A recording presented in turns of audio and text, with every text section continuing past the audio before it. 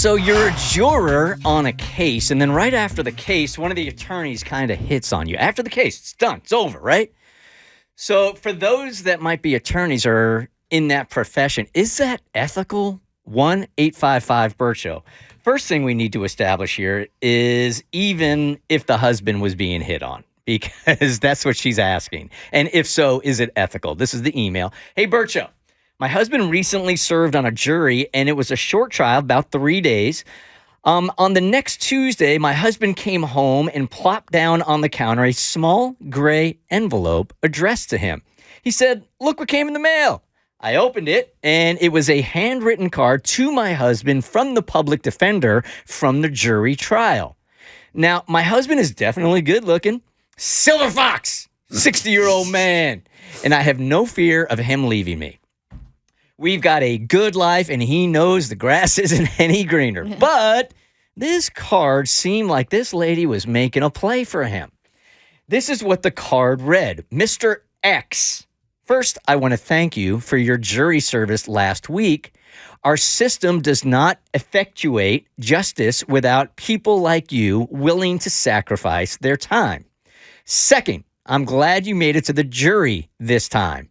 He had served before as an alternate, but he was excused before deliberations because he had completed his service and he wasn't needed. And third, as you may have noticed, this was my first jury trial. I would love the opportunity to speak with you and get feedback on my work during the trial and how I can improve. Okay, so attorneys, my question for you guys is that pretty common? Yes. After her very first court appearance, 1-855-BERT Show. I don't want to pressure you. However, if you are willing, I am including my contact info. We can meet for coffee, speak on the phone, or you can email me with your thoughts. It's all up to you. She says, after I read this, my husband stood there waiting for my reaction. And I said, did you know this was her first trial? And he said, nah, how would I? I instantly thought, that's weird, but brushed it off. I told him to email her and let her know his thoughts. He kind of shrugged it off, but then said that that was nice for her to send it. Next day, I told my girlfriend about it because, frankly, my spidey senses were kind of tingling, and that's when I turned the envelope over. She had sent it to his work address, which was weird and made perfect sense why he waited with held breath as I read it.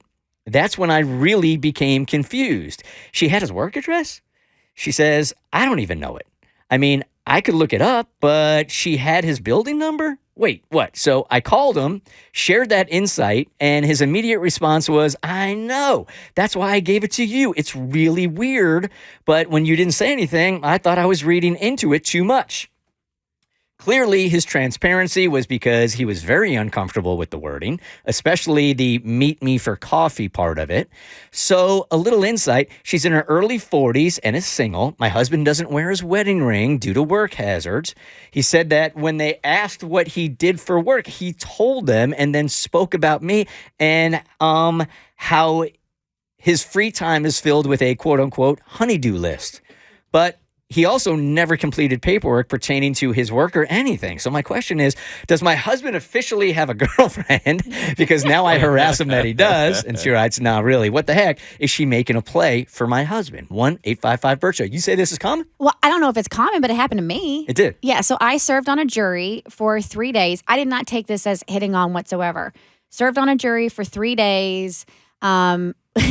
We got so tight we did a jury potluck one day because, you know, that's what I do. And we deliberated in a very short period of time. We found there was actually 2 defendants. We found them not guilty, right? So we found them not guilty. And I can't remember if it was the bailiff or the judge that said, hey, the attorneys might approach you asking you questions about the trial. And they're basically like, because we found them not guilty, they want to know like some details, how they could be better, blah, blah, blah, like what led us to that decision. Like they're just trying to get intel for future cases. And sure enough, one of the public defenders came up and asked me about it. And because when you go through the jury process and as they're selecting you, they're like, so where do you work? Like you disclose all this information as you're being selected for a jury. So they knew I worked for the Bert Show. They were actually a fan of the Bert Show. asked if they could ask me any questions about the court case, and I said I'd actually prefer not, and they have to respect your time.